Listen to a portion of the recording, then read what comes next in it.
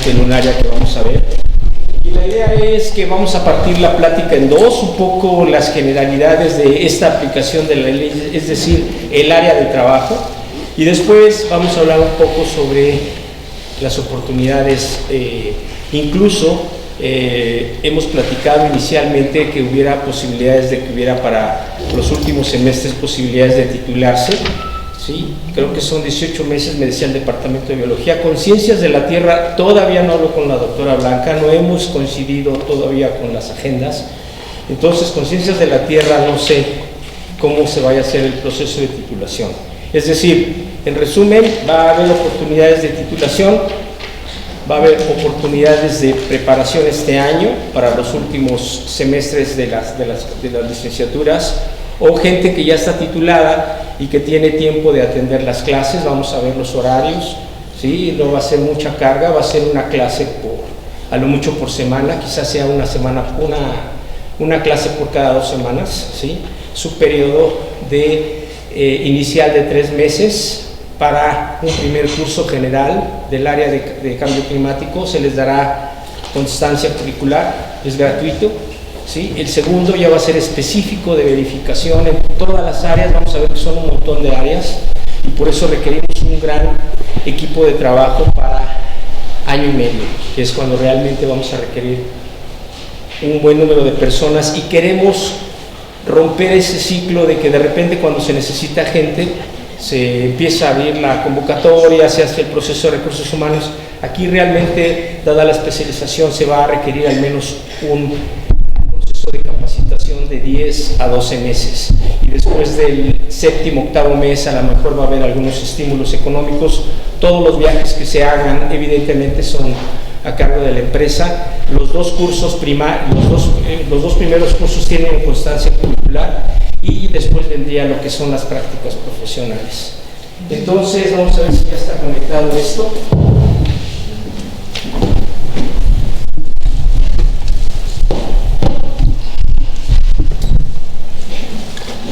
Está conectado, pero voy a necesitar el mouse que no responde al llamado de la serie.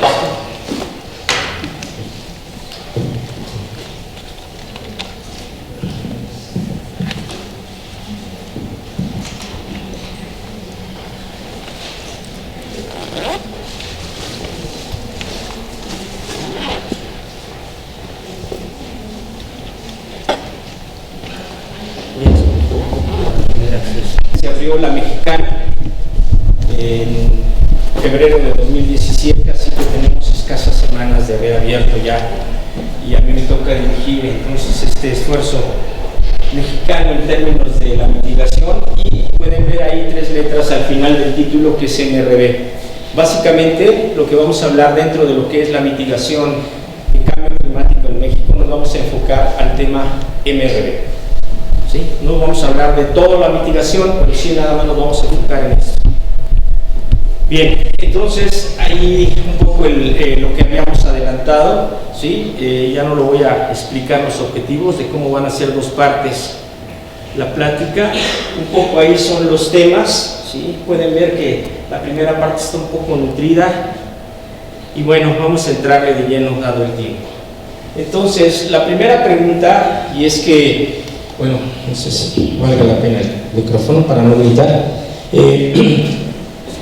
es que varias universidades, varias instituciones grandes les toca reportar desde 2016 lo que se emitió en 2015. 2017 estamos reportando lo del año anterior. Entonces, para comenzar esto, es que lo que se tiene que reportar es lo que se emitió del 1 de enero al 31 de diciembre del año anterior. Por lo tanto, cuando hablemos de verificación, yo siempre me voy a referir como estamos haciendo un análisis de algo histórico. Es algo que ya pasó y es algo que está documentado, ¿sí? Esto es muy importante porque parece que en México todavía no entienden mucho la verificación, tanto es así que el reglamento está mal escrito, el de la Semarnat, confunden validación con verificación. Entonces, lo que vamos a ver es por qué la UNAM, el TEC de Monterrey y muchas instituciones que tiene bastantes campus en todo México, ¿sí? Están obligados no solamente a reportar, sino realmente a cumplir el MRV. Entonces, ahí básicamente lo que trato de poner en el esquema es como que los logos de qué significa MRV, que es medir, yo le añadiría monitorear, y después sería reportar, y al último verificar, y va de nuevo, ¿sí? Al menos en cómo se está consiguiendo la cuestión de MRV en los proyectos, en los inventarios, va a ser anual. Entonces estos son ciclos anuales. Una de las nociones que se ha manejado en México desde 2005 en el sector empresarial es la dichosa huella de carbono. Y entonces lo que vamos a hablar un poco es esa noción de huella de carbono, si realmente estamos midiéndola toda o por qué nada más medimos una parte. Eso lo vamos a ver. Después viene la parte del reporte, ¿sí? Y finalmente la parte de la verificación.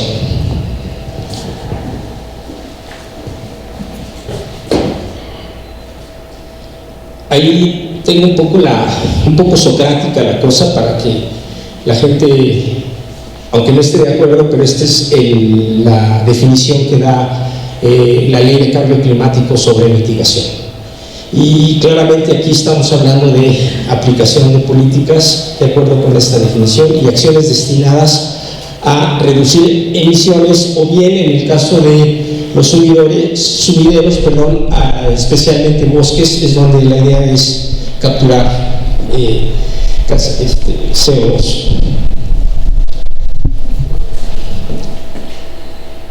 Bien, una manera muy simple de ver la ley de cambio climático es verlo con 5 columnas. Esta es una visión muy personal, y con 2 ejes transversales. El eje transversal de arriba es el Sistema Nacional de Cambio Climático, en términos de todo lo que implica la información, y abajo yo estoy poniendo algo a lo que la cultura mexicana no está acostumbrada, dada la cultura muy política que tenemos, que es la transparencia.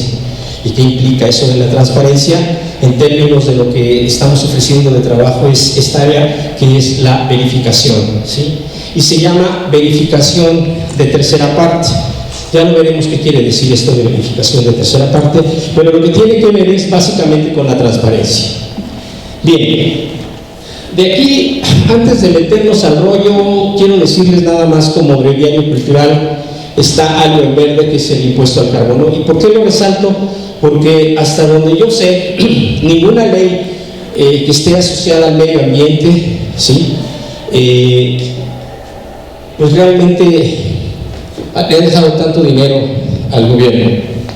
Y esto a partir del 1 de enero de 2014, todos los que tenemos automóvil, los que vivimos en una casa y pagamos un tanque de gas LP, pagamos impuesto, ¿sí?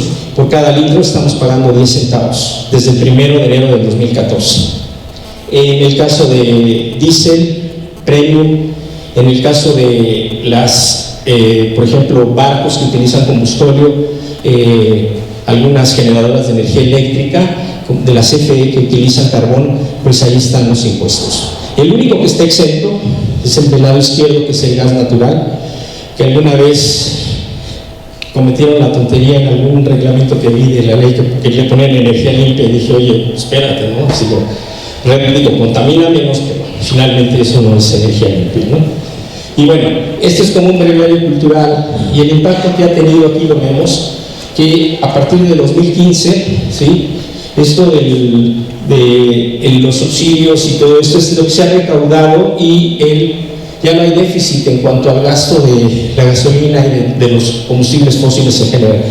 Aquí nada más es el puro ejemplo de gasolina en términos del año 2015, ¿sí? Y ahí se están evaluando semestres. Como ustedes lo pueden ver, el primer semestre de 2015 fue bastante voluminoso en términos de dinero, ¿sí? Hasta la fecha hay más de 3,000 millones de pesos recuperados nada más por gasolina, por este impuesto, que evidentemente pues no tenemos ni la mayor idea de dónde está. No sé si a Alejandra Barrales le tocó un cacho y se compró su departamento en Miami, eso no lo sé, pero bueno, Ya estoy desvariando.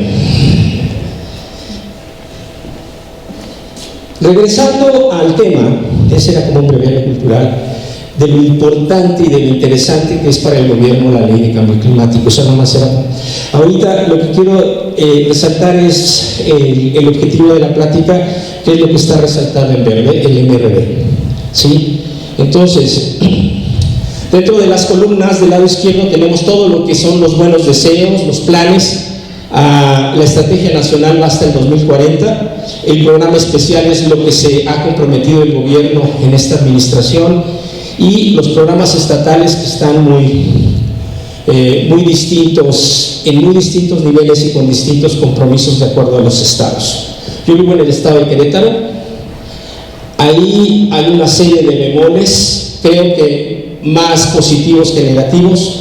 Todos los que tenemos auto en el estado de Querétaro, debido a esta ley, pagamos un impuesto de 40 pesos anual que se van a un proyecto de Sierra Gorda, ¿sí? Con esta Pati Luis Cruz. Le hemos dicho, oye, pues ya verifica porque ahí también hay un poco de resistencia. Volvemos, en México esta parte de la transparencia no es mucho lo que se ha hecho tradicionalmente. Entonces, después tenemos el financiamiento, que es muy triste desde el punto de vista nacional, pero debido a que somos de los pocos países que tenemos esta ley, estamos recibiendo muchos préstamos. La semana pasada fue el segundo evento de los bonos verdes, que son grandes préstamos. Ciudad de México ya tiene 1,000 millones de pesos, y lo que dijeron los banqueros, esto fue la Bolsa Mexicana de Valores, que es donde conocí a las ingenieras que están por acá abajo, que también de una licenciatura que no tenía ni la menor idea, es de la licenciatura de Ingeniería en Desarrollo Sustentable del TEC. Ahí conocí a ellas dos, y lo que estamos viendo es que el dinero internacional que está llegando a México para proyectos de cambio climático son realmente significativos, y valdría la pena explorar esas oportunidades. Bien, después vienen los instrumentos, que quieren decir de qué manera se está implementando esto, y lo que vamos a hablar es esto que está ahí arriba, que dice René. ¿Sí? Déjenme ver si sirve esto, si sé manejar esto, cómo se maneja. A ver, tocayo, ¿cómo lo hago aquí? Como ya dejé hace muchos años el deporte de la academia, ya no me acuerdo, para señalar es sí. A ver, es de aquí. Por ahí no se van a ver los artículos que vamos a revisar hoy. Luego, aquí está la parte de inventarios. Estos son inventarios nacionales, estos son inventarios a microescala y estos a macroescala. Luego viene la parte de adaptación, que son los atlas de riesgo. Dios santo, lo que estoy diciendo. A ver. Y viene la parte importantísima, que son los económicos. Ya vimos lo del impuesto de carbono. Está el mercado incipiente también en la Bolsa Mexicana de Valores. Ya hay proyectos, ¿sí? Y ya va a empezar a haber una especie de... ahorita el gran punto es cuánto le vamos a poner a la tonelada de carbono en cuanto a precio. Hay varios errores que se han hecho a nivel internacional, particularmente los europeos. Fallaron miserablemente porque quisieron dar las perlas de la vida y fallaron. Entonces en México por eso estamos como no repetir esos errores. Y el otro, ya hablamos del financiamiento, y bueno, está lo de los impuestos. Después vienen lo que son las normas obligatorias, las ISOs, y los sistemas de información, que es precisamente el Registro Nacional, que es uno de ellos. Entonces este es el centro, aquí están los instrumentos, esto es lo que vamos a hablar hoy, y estas cosas todavía no nos quedan muy claras, ¿sí? Habrá que meterse un poco al Sistema Nacional de Cambio Climático para ver qué ha pasado con el 14, con el 15 y con el 16 en cuanto a la evaluación. Luego vienen las sanciones, ¿sí? Que es importante decirles que muchas empresas le tienen mucho pavor a las sanciones, no tanto por la cuestión económica, ¿sí? Sino por la cuestión de relaciones públicas. No es bueno un marketing a las empresas, entonces esto les acatea mucho, y es importante porque entonces le entran a lo del MRV. Bien, sí, echándose un chapuzón ya a las grandes profundidades de lo que es la ley de cambio climático.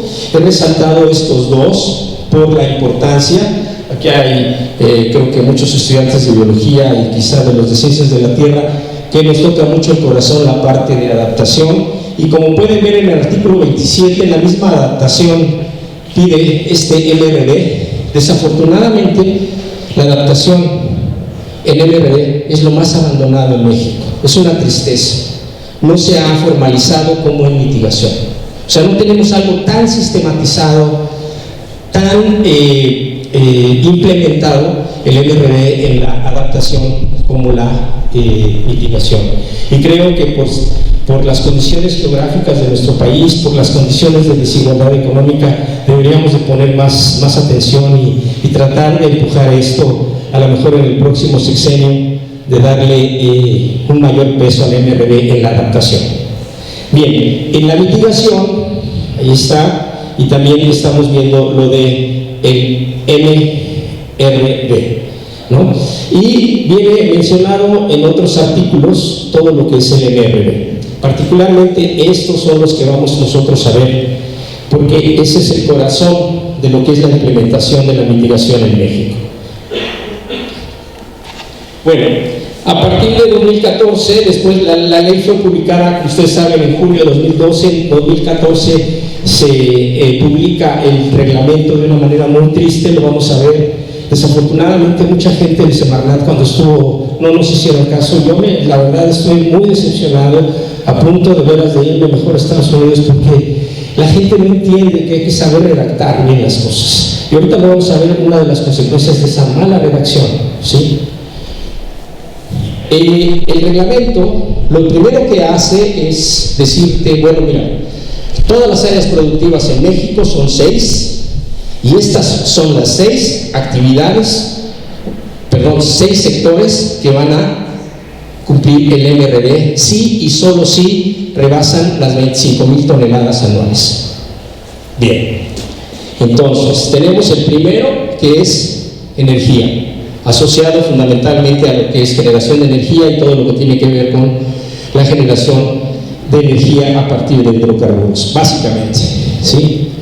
Luego viene la parte de transporte, que es el 2, y luego viene toda la parte tradicional industrial, la de chimenea, ¿sí? Entonces, este y este los van a juntar, ahorita vamos a ver, no sé por qué, pero bueno, esto, ¿sí? Van a estar juntos. Luego está agropecuario, y aquí me da mucha tristeza decir que el sector agrícola, no el pecuario, el agrícola en México, hasta donde yo sé, es el que menos ha respondido al llamado de la selva.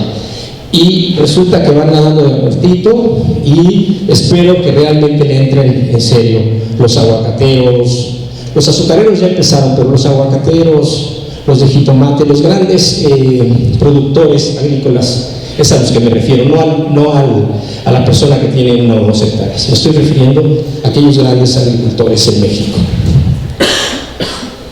Luego viene la parte de residuos, que por alguna razón lo dejaron hasta este año. Fue el único sector que le dieron el permiso de empezar hasta 2017. Y esto porque según iba a haber una ley nueva que según se va a publicar este año, y que yo no la veo por ningún lado, la nueva. Luego vendría precisamente todo lo que es comercio y servicios, que es donde entra la UNAM, ¿sí? En comercio y servicios, que es el sector 6. Y aquí hablo de bancos, hablo de las grandes cadenas comerciales como Liverpool, ¿sí? Chedraui, Walmart, etcétera, ¿no? Pero por otro lado están los gobiernos estatales, y el único gobierno que está haciendo la tarea ha sido el gobierno de la Ciudad de México. Ellos están ahorita admitiendo que están lo que ellos manejan directamente, que es el metro, que son grandes cantidades de manejo de aguas residuales. En total ellos manejan alrededor de 6 millones de emisiones, ¿sí? Y este año les toca a ellos. La UNAM, no tengo la idea, son un montón de campus a nivel nacional. Tan solo CEU, yo me acuerdo que cuando a mí me tocó ser el primer jefe de Ecología y Educación Ambiental en el programa Nacional de Medio Ambiente, cuando lo abrieron hace un chorro de años. Esto se abrió en noviembre de 1992, entonces me tocó hasta el 95, que me fui al extranjero a estudiar, y hicimos varios diagnósticos, pero ya no llegamos al de energía. Hicimos el de todo lo que es el manejo de residuos, pero era una tarea titánica en todos los campus de la UNAM, tan solo en Ciudad de México. Ahorita ya hay mucho más a nivel nacional, ¿no? Entonces no tengo ni la menor idea si rebasan, seguramente rebasan los 100,000 la UNAM, sí, pero no tengo la idea si llegan a los 700,000 o incluso al 1,000,000, ni idea. Y la UNAM, hasta donde yo sé, pues no lo ha reportado, no sé por qué, y eso me da tristeza también, porque pues es el alma mater siempre. Los del TEC de Monterrey que se han puesto las pilas, tampoco le han entrado a su. Y lo digo porque aquí hay niñas, la Ibero, olvídense, la gente del Poli, olvídense, la gente de la UAM, o sea, ninguna universidad hasta donde yo sé se ha puesto las pilas en esto cuando es su obligación. Entonces, estos son los sectores que dividió el reglamento de la ley. Entonces, lo primero es que saber qué es el sujeto a reporte. Ese es un término que le pusieron a los que están obligados a cumplir el MRV. Y ahí está, ¿no? Tiene que rebasar las 25,000 toneladas de CO2 equivalente al año. ¿Sí? Y entonces, lo que vamos a ver es cómo de estos 6 sectores no reportan igual. Y esto ha sido también una fiesta. Depende del sector, se denominará al sujeto a reporte.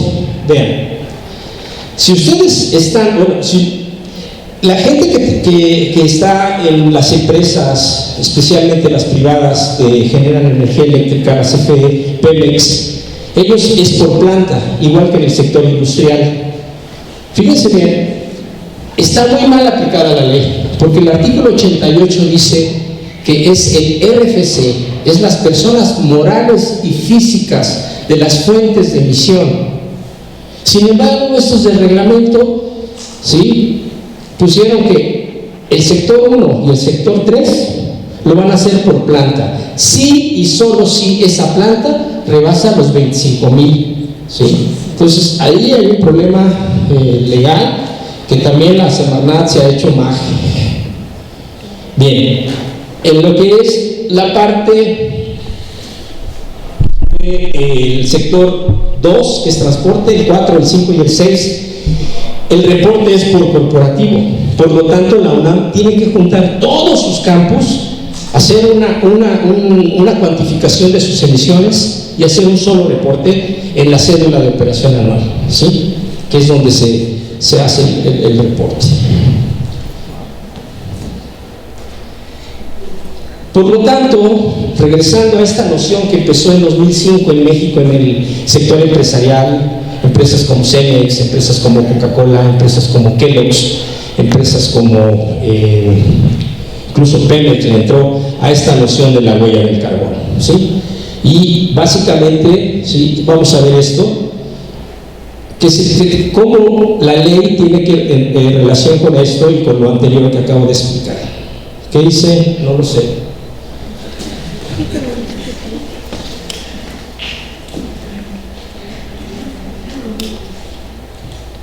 Ahí está.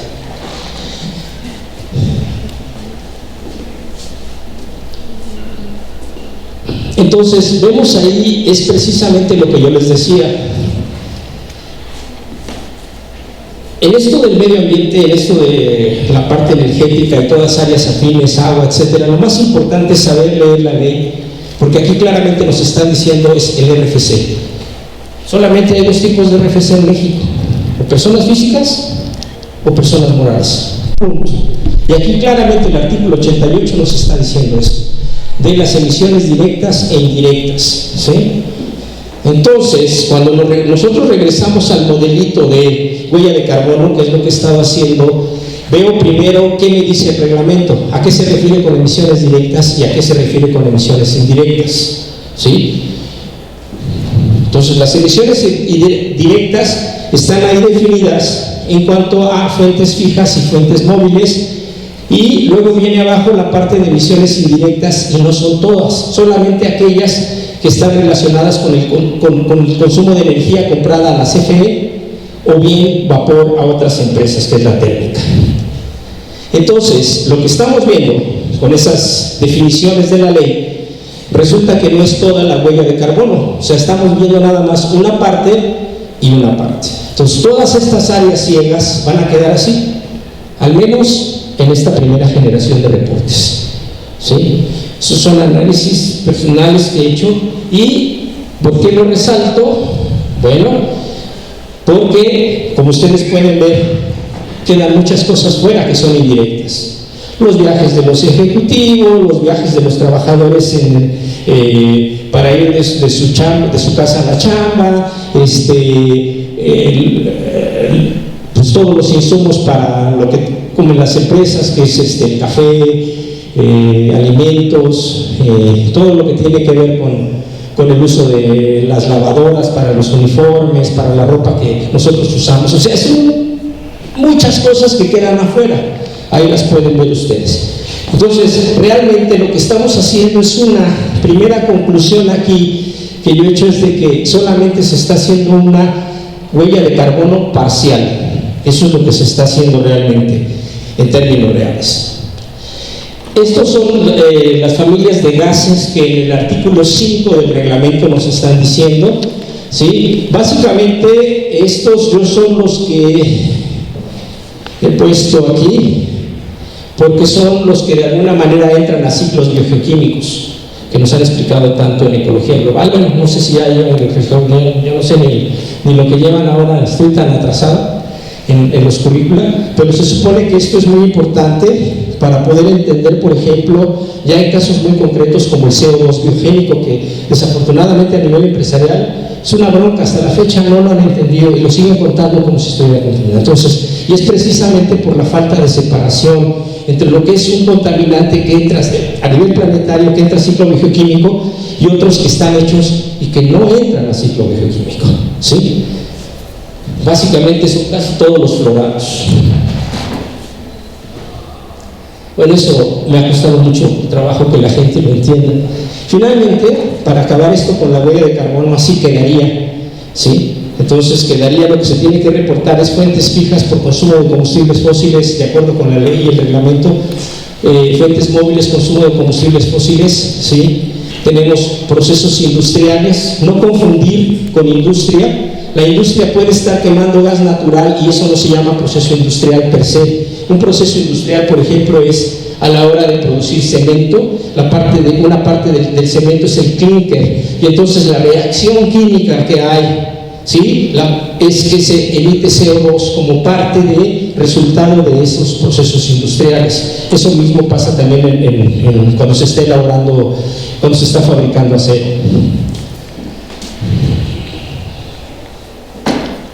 Bien, están las fugas de gases, que tiene que ver con el crecimiento enorme que hay en México.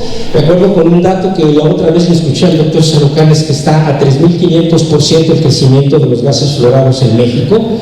Sí, habría que ver si está más o menos cerca o no, yo digo que es más. Pero bueno, es que la clase media mexicana de alguna manera está creciendo, los aires acondicionados en México, la venta es enorme, ¿sí? Dadas las mismas condiciones que se están dando en ciertos periodos extremos en el año, tanto de frío como de calor, esto empuja también a las personas que tienen la posibilidad económica de comprar los aires acondicionados precisamente para estar en su área de confort, ¿no? Y luego vendría lo que es las emisiones indirectas, que es el consumo de electricidad y el consumo de energía térmica. Básicamente es vapor, la compra de vapor. Muchas empresas compran vapor, solamente 2 o 3 he visto que compran ya sea agua fría o hielo, pero eso no es la regla, ¿no? Lo que es más importante es esto. La UNAM lo que debe de emitir más es por esto seguramente, ¿sí?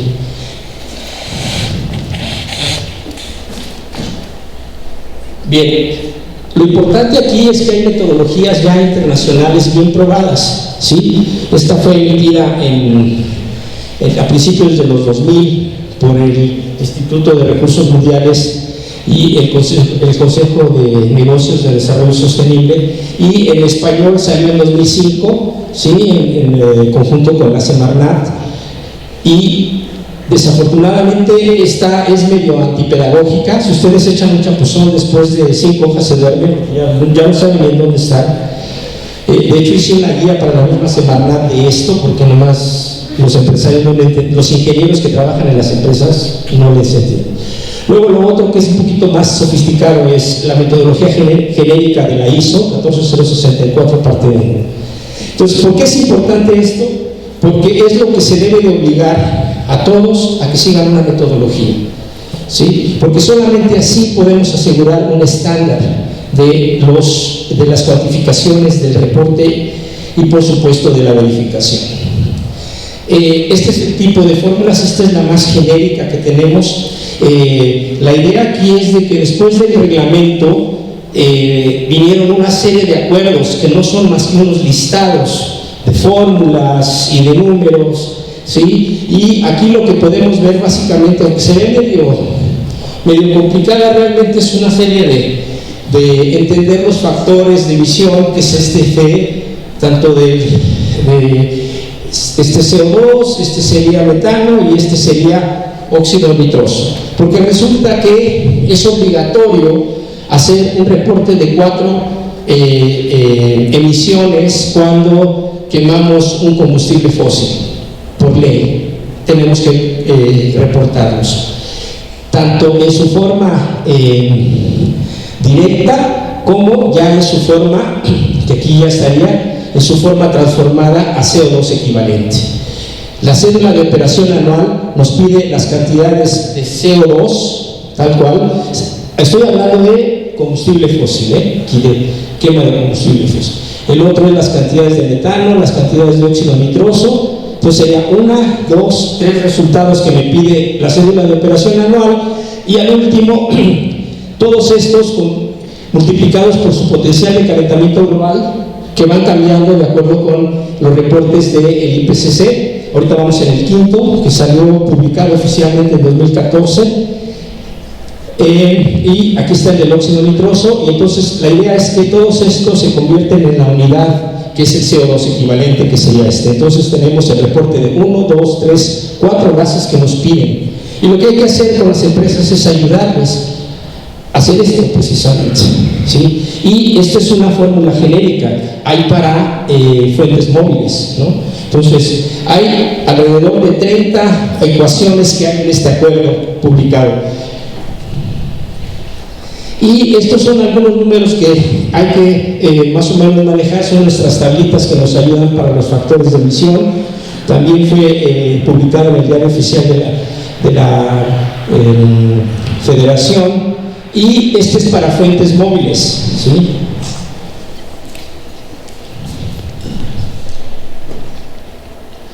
Estos son los factores de IPCC que generalmente se usan para fuentes fijas, hornos, chimeneas, pero estoy hablando obviamente a nivel industrial, ¿sí? Grandes turbinas para generar electricidad, ahí están. Y el factor eléctrico, es decir, el factor de emisión de GI por consumo de compra de electricidad a la CFE, va cambiando año con año. Ahí es una secuencia de los años, y en 2014 ya la Semarnat empieza a publicarlos oficialmente, ¿sí? El último que ha reportado es este, el de 2015, está por salir el del 2016, ¿sí? Estábamos a días, de acuerdo con el director general de la Semarnat que lleva esto, y lo malo es que esto va cambiando, y aunque este 4.456 por este .458 se ve que son milésimas, estamos hablando por megawatt, ¿sí? Realmente equivalen a millones de emisiones a nivel nacional. Y por ejemplo, ahorita no voy a ver uno de los niños más fuertes, que es esta oscilación en el sur que se da en el mar, en el Pacífico, cerca del Ecuador, ha pegado muy fuerte a las presas mexicanas, y a nosotros no nos importa como usuarios, lo único que hacemos es prender la luz.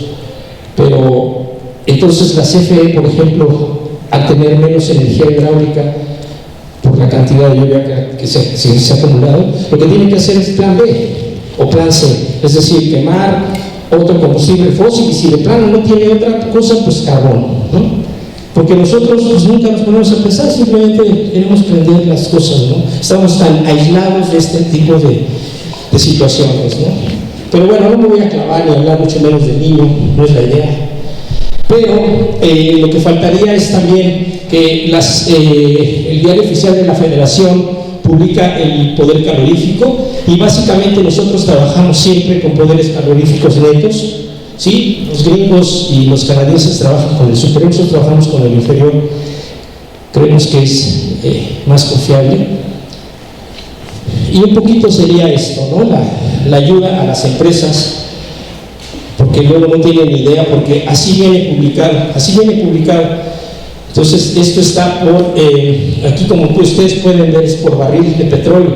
Entonces, la pregunta típica, bueno, ¿y cuántos litros le caben a un barril de petróleo? Ya desde ahí se hacen bolas, ¿no? Y aquí ya lo que la idea es generar estas tablas para ellos, y es lo que a uno le pagan para traducirles esto en términos más manejables para ellos, ¿no? Entonces, lo que hay que hacer son muchas hojas de cálculo, ¿sí? Por eso me da gusto haber conocido a Minerva, ella era creo que estadística aquí en la carrera, y el manejar mucho las hojas de cálculo sirven bastante, es un gran instrumento, porque además, pues, sabiéndolo vender, las empresas pagan bien, entonces uno es feliz, todo el mundo es feliz, ¿no? Por eso. Bien, el potencial de calentamiento global, pues evidentemente lo que dice los cánones es siempre utilizar el último reporte del IPCC, vamos en el quinto. Entonces hay que considerar que para este caso el metano todavía ya es 28, el óxido nitroso 265, y el carbón negro la Semarnat unos bandazos, primero decía que 900, luego que 1300, no sé, ahorita ya hay que ver, pero el carbón negro está como muy el hollín, pues es el carbón negro.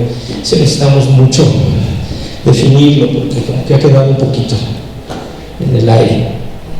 Bien, y finalmente esto es una hoja de cálculo de una de las empresas, ¿no? Entonces ahí podemos ver pues todo lo que se está utilizando. Algunas veces utilizo formas de ver que esta tabla está correcta. Mucha gente en las empresas usan las tablas y como no saben qué pasa en la panza, en esas ecuaciones, pues dicen, yo metí mi número de litros y esto fue lo que me dio, aunque les dio unas cantidades totalmente absurdas. Entonces, ¿por qué? Porque muchas veces estas hojas de cálculo, a pasarlas en otras máquinas, pueden tener variaciones. Es un poquito como el DNA, ¿no? Funciona como que hay mutaciones y de repente esto se empieza. Entonces, hay que saber bien el cálculo para... Y lo más importante aquí, pues ustedes pueden ver que lo que yo uso para probar que este está bien, empezar a ver las tablas que usa el IPCC, un terajoule, cuánto me da, ¿no? Y es correcto, este es del gas LP.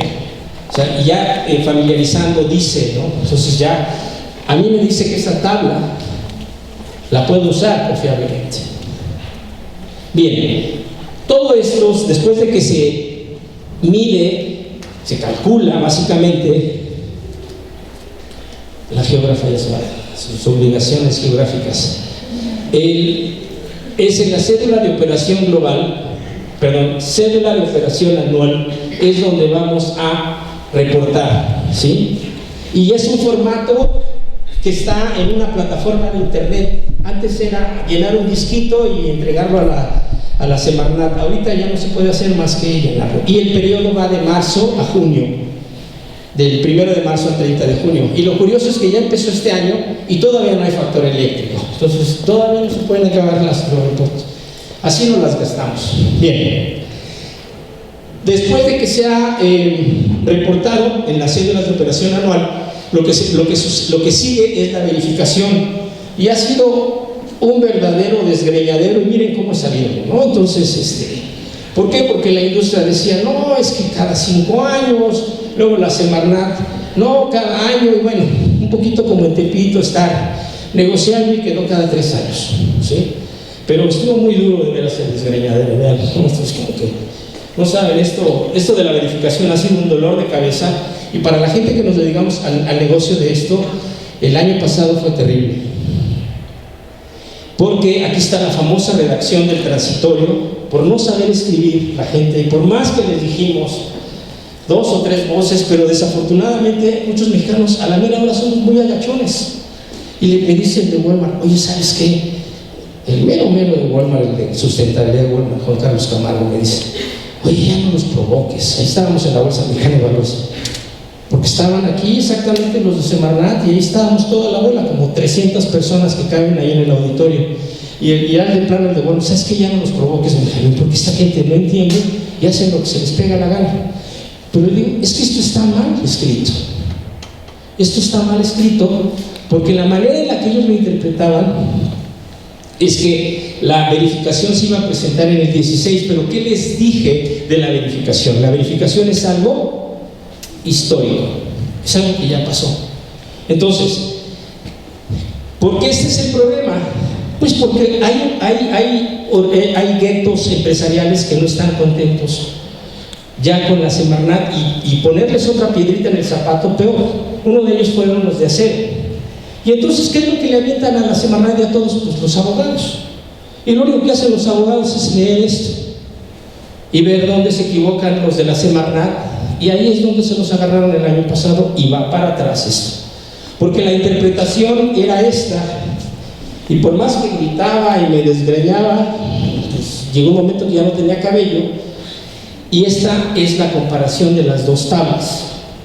Esta es la versión 1, que también me peleé, porque estaban confundiendo kilos con toneladas, craso error, en esta, la cambiaron. Vino versión 2, pero no cambiaron esta tabla. Esta es la versión 2 y esta es la versión 3. Y esta es la actual. ¿Qué es lo que notan? ¿Qué es lo que notan aquí? ¿Sí lo pueden notar? En la tradicional, toda esta gente que estoy hablando ya se fue, ya no hay nadie de él. Nadie, no menciono nombres porque aquí puede haber. Pero ya se fueron los que estaban ahí. Ellos decían que el 1 de julio y el 30 de noviembre había que presentar del 16 la verificación. Pero dado como estaba escrito, es que estábamos verificando lo del 16. ¿Sí? Entonces, esto lo sostuvieron, y el año pasado Ruby Canyon, ¿sí?, una empresa que viene y es la mejor verificadora, ahorita lo vamos a ver.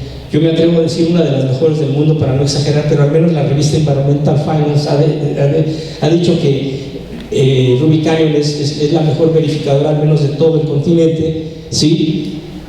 Empezamos a abrir el negocio el año pasado, porque esto, ¿sí?, estaba súper asegurado por parte de Semarnat, hasta que entraron los abogados, como yo les mencioné, y cambió esto. Y nada más nos dijeron un disculpe. Y cuando uno abre un negocio, pues hay que tener el plan de negocio, hay que pagar salarios, hay que pagar oficinas, etcétera, y con un disculpe de la Semarnat. Imagínense cómo nos cayó ese disculpe el año pasado, ¿no? Entonces, ahora estamos aquí. ¿Y dónde viene la chamba fuerte? Aquí. Entonces, aquí, para esta área, es donde nosotros queremos contratar personas. Va a haber un equipo de distintas áreas, ingenierías, biología, etcétera, ¿sí? Y hacer un buen equipo. Pero para ello, entonces, ¿sí?, la idea es de que nosotros vamos a empezar este año con los más de 1 millón. Y son poquitos relativamente. Y el pastel no es tan grande. Actualmente somos 9 acreditados, vienen otros más. Vamos a hacer entre 11 y 12 para julio, yo creo. Sí, lo peor podría ser 9, el número mayor serían 12, y son alrededor de 50 y tantas plantas que hay que. Entonces el pastel es muy chiquito y por eso este año no se van a contratar. Pero el próximo año se van a verificar alrededor de 500. Entonces el pastel ahora es gigantesco y vamos a tener que tener un buen número de personas, un buen equipo de trabajo. Y en 2019 sube a 5,000. ¿Sí? Entonces ya se imaginarán la chamba que va a haber. Evidentemente el negocio, pues, esperemos que sea bueno.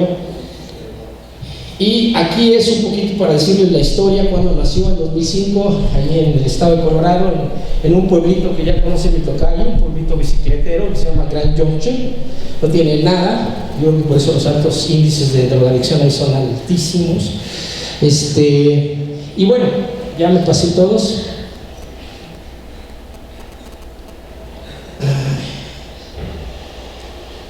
Déjenme recuperarla, digamos.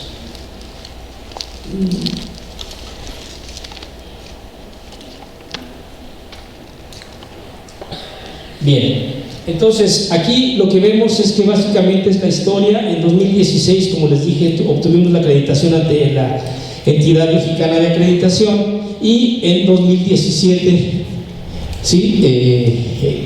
Nace Rubicanion. Y repetirles pues nada más esto, ¿no? ¿Sí? Es decir, no me dejará mentir aquí el tocayo, son de veras que yo tengo mucho respeto por la empresa porque es muy profesional, realmente entiende lo que es el desarrollo sostenible. Ahorita estamos en una etapa en la que la mayoría de empresas hacen la parte de socialmente responsable. Eso está bien para la transición, pero creo que realmente la mayoría de empresas debería tener una política de desarrollo sostenible. Entonces nosotros sí la tenemos, y la idea es que el trabajo colateral, pensamos hacer buenos libros de cambio climático, hacer otras cosas, pero eso es colateral. Primero es el negocio, o sea, primero es la economía y después vienen las otras partes, ¿no? Entonces la gente que esté en el equipo va a tener oportunidad. Yo tengo ya, como les dije, en 92, a partir del 92 al 95 fui el encargado de educación ambiental de toda la UNAM. Entonces tengo un poco de experiencia en eso. Tengo una maestría también sobre educación y sustentabilidad. Entonces hay muchas cosas que hay que hacer en México, y creo que sería bueno también platicarles eso, pero no ahorita. Sí hay, el 80% va a ser negocio y el 20% va a ser cómo repartimos esas ganancias en términos sociales, en términos ambientales, ¿no? Entonces, esta es la idea y el objetivo y la visión de Rubicanion en México, realmente tener esta política de desarrollo sostenible. Por eso me acerco a muchos jóvenes. A mí me hubiera encantado en los 80s haber tenido la oportunidad.